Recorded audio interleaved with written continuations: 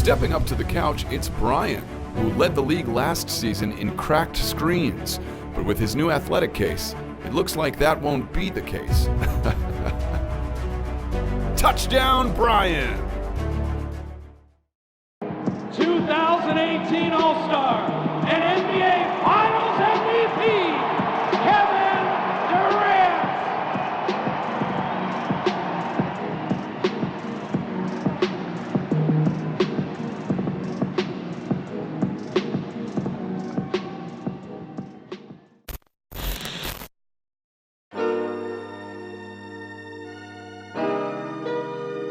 Ooh, I know that clip triggered some of y'all. Kevin Durant.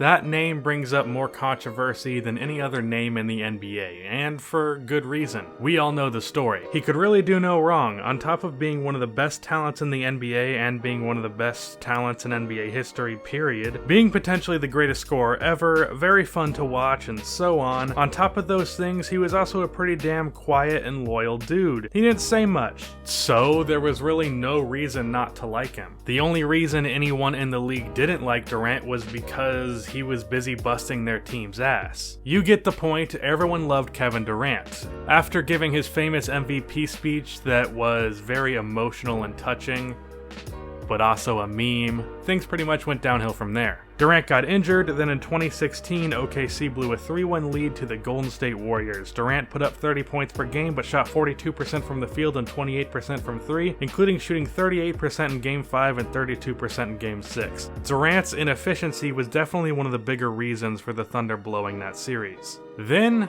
Durant decided to sully his name.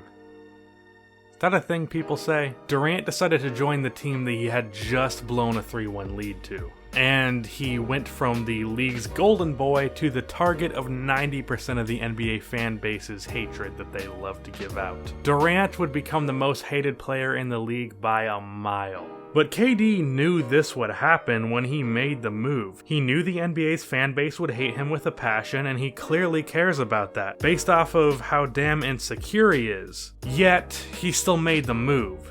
He still made the decision to become the most hated player in the league, and the reason why was rings. Durant was nearly 28 when he lost to the Warriors in the conference finals. While Durant was well liked, an MVP award and a few scoring titles wasn't going to put him up in the upper echelon of NBA legends. He'd be in the same vein as Vince Carter, Tracy McGrady, or Steve Nash, not mentioned with LeBron, MJ, Bird, Magic, and so on. He knew what we all knew, even though some LeBron fans seem to disagree, that rings mattered. If you're trying to be a player ranked up with the best of them, you have to win rings, period. But I think we can all agree that the 2 rings and what will likely be 3 rings after this season that Durant has won doesn't have as much value as the standard NBA ring. A lot of people view those rings as cheap, bought, too easy. Plenty of people that don't hate Kevin Durant feel that way. But rings are rings. They have to have some value, right? Right? No? I'm sure some of you are gonna read this title and just immediately comment that they have no value. I'm betting you commented that they have no value the second you clicked on this video. And now I'm calling you out on it and you feel stupid. Or you don't. But for real, how much value do Kevin Durant's rings have? Let's talk about that. Shit, no, that's the intro for Good Mythical Morning. Just roll the fucking intro.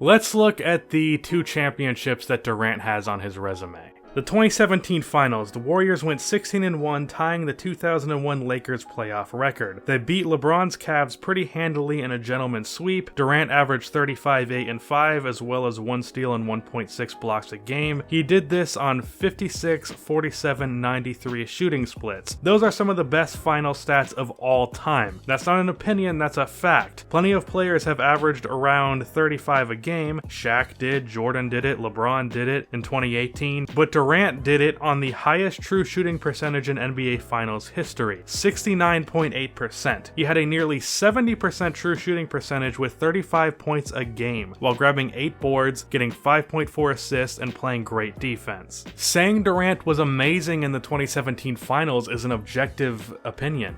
You'd have to use blind hate to ignore that. Though there definitely is some context to consider with those stats. For one, he was being guarded by LeBron. This was the first year where LeBron decided he was too good for defense, and that carried over to the finals. Also, we all know that playing with the Warriors makes scoring easier, and scoring efficiently a lot easier. Having all the spacing that the Warriors provide with Curry and Klay, the playmaking of both Curry and Draymond Green, it's certainly easier to put up efficient numbers, but nonetheless, these numbers are certainly impressive. So impressive that Curry's 27, 8, and 9 wasn't enough to win Finals MVP over Durant. So that was 2017. In the 2018 Finals, his scoring wasn't as amazing, but he was still great defensively, putting up 2.3 blocks a game. He put up less points per game, just short of 29 points a game. He also put up 11 rebounds and 7.5 assists, shooting 53% from the field, 41% from 3, and 96% from the free throw line. Another impressive stat line, this time sweeping the Cavaliers. Durant has the third highest point per game average in NBA Finals history, which does include the 2013 Finals. Only Rick Barry and MJ rank over him. He ranks over guys like LeBron, Jerry West, Hakeem, Shaq. He's one of the greatest scorers in NBA Finals history. He also owns the 3 top-ranked true shooting percentages of players to average 28 points or more in Finals history. So, crazy high scoring with crazy high efficiency. Also, the 2013 Finals was the one that was ranked number 3, so 2017 and 2018 were the 2 top-ranked true shooting percentages in NBA Finals history. He won 2 championships and 2 Finals MVPs, putting up some of the most ludicrous scoring stats in NBA Finals history, while playing great defense, rebounding well, and playmaking pretty well, averaging 5.5 assists and 7.5 assists. While you may feel that he got those rings in a cheap way, joining a 73-win team and all of that, you'd have to acknowledge that Durant wasn't exactly getting a free ride. He more than came to play. He came to play at an all-time level, and if you ask me, him being the best player on that team by a good margin, poor competition or not, great help or not, the way that he played was impressive. And I'm sure in 2019, the Warriors will once again win the championship. Kevin Durant will play well, and in this particular finals, it should feel more earned than the last 2 finals. The Raptors, Bucks, or hell, probably even the Celtics could probably put up a better fight than those Cleveland teams did, especially a better fight than they put up in 2018. And I, like many people, think Durant will leave the Warriors this offseason. So let's say the Warriors three-peat. Durant is once again given the Finals MVP, and Durant leaves Golden State with 3 championships and 3 Finals MVPs. How much value do those rings have? Well, unfortunately, there are no set of rules or determining factors to define the value of one championship versus another. It's probably more subjective than any other thing in basketball. Let's look at LeBron.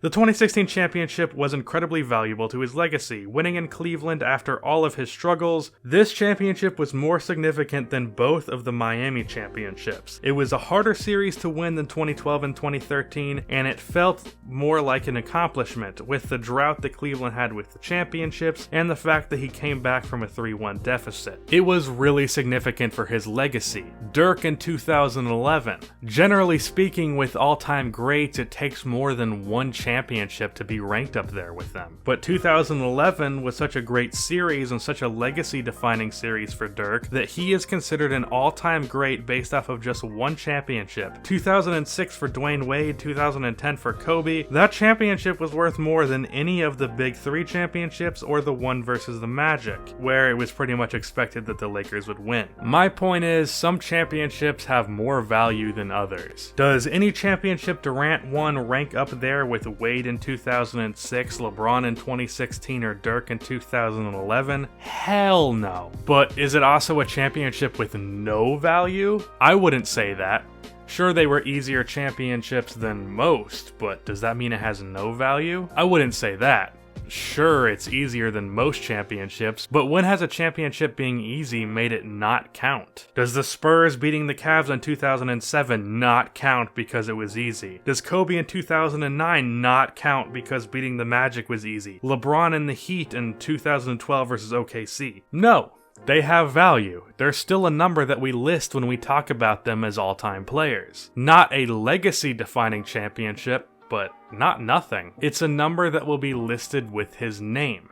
A number. It might not have as much value as 2011, 2016, or 2006, but it does have some value. Now, for Durant's career to have a serious all-time impact, I think he needs a 2011 or a 2016 or a 2006. He needs a championship that he wins through adversity. He needs to struggle and then figure it out and then win it all. Not struggle, take the easiest pathway out, and then win it all. So, in conclusion, the rings do have value, but they haven't really boosted his legacy one way or the other. They have value, but no more than the bare minimum of the number itself. That's the end of this video. Please be sure to like and subscribe for more NBA content like this, and cue the outro music.